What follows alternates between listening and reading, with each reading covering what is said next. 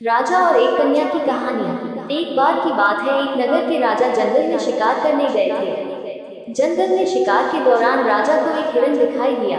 राजा हिरन को देखते ही उसके पीछे पीछे शिकार करने के लिए चल पड़े। राजा हिरन का पीछा करते करते अपने घोड़े के साथ जंगल में बहुत दूर निकल गए। इस दौरान राजा के सिपाही उनसे बहुत पीछे रह गए। में राजा हिरन का पीछा करते करते एक जंगल में पहुंच गए।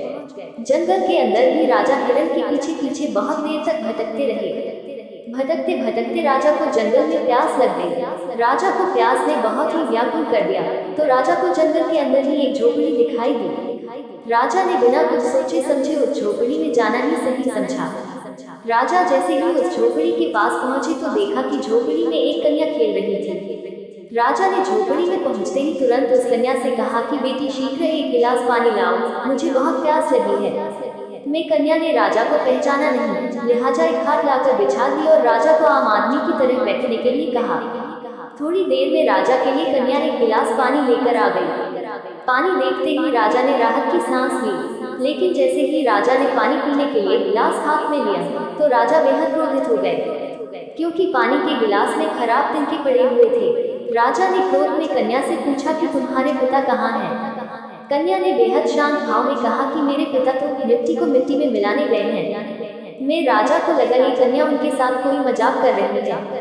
ऐसे में राजा का क्रोध और ज्यादा बढ़ गया, लेकिन राजा को प्यास ज्यादा लगी होने के कारण राजा ने कन्या को दूसरा पानी का साफ गिलास लाने को कहा।